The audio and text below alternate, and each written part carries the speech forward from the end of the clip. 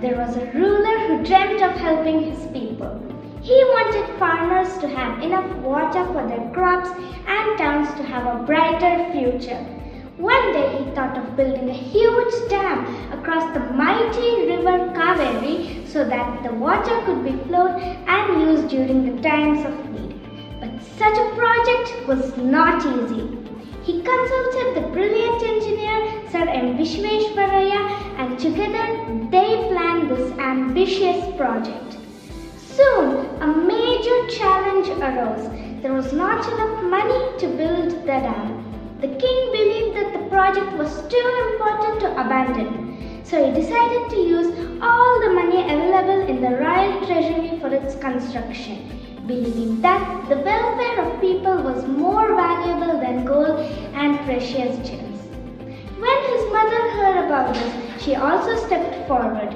She donated all her jewelry to support the project, believing that the welfare of people was more valuable than gold and precious gems. Their sacrifice helped build the famous Krishnarajasagara Dam or KRS Dam across the river Kengeri. The dam brought water to thousands of farmers and transformed the lives of countless families. This ruler showed that true leadership is not about keeping wealth for oneself, but using it for the good of others. He was none other than Nalbari Krishnaraja Wodeyar, the visionary Maharaja of Mysore, whose foresight and generosity continue to inspire us even today. Great leaders think beyond themselves and work for the welfare of future generations. Thank you. Imagine a little girl who could no longer see the beautiful colors of the rainbow or hear the sweet songs of birds. At just 19 months old, an illness took away her both sight and hearing. Unable to communicate with others, she often felt frustrated and lonely. As she grew older, her family searched for someone who could help her. One day, a kind teacher arrived at their home. The teacher patiently placed an object in the girl's hand and traced letters into her palm. Again and again, she repeated the activity, hoping that the child would understand. For many days, there seemed to be a little progress.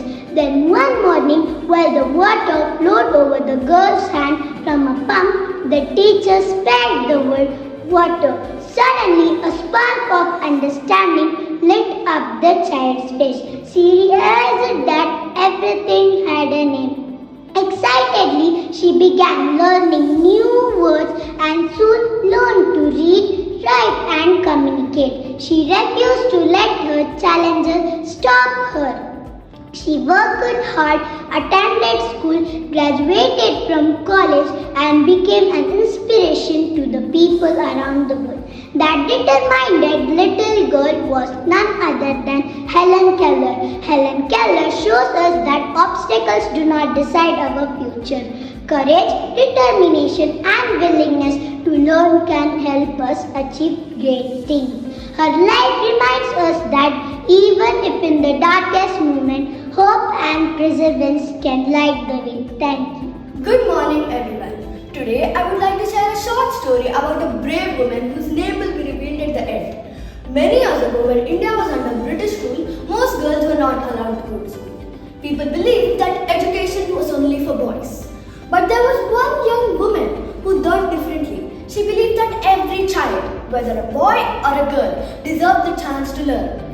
So every morning she walked to school to teach girls. However, some people in the society did not like what she was doing. They would throw mud, stones, and even cow dung at her while she walked to school. Did she give up? No. She carried an extra sari with her every day. When people dirtied her clothes, she would change into the clean sari and continue teaching with a smile. Her courage helped many girls receive an education for the first time. She showed the world that determination is stronger than fear and that one person can bring a great change to the society. Today, she is remembered as one of India's greatest pioneers of women's education. She was none other than Savitribai Phule, the first female teacher of India.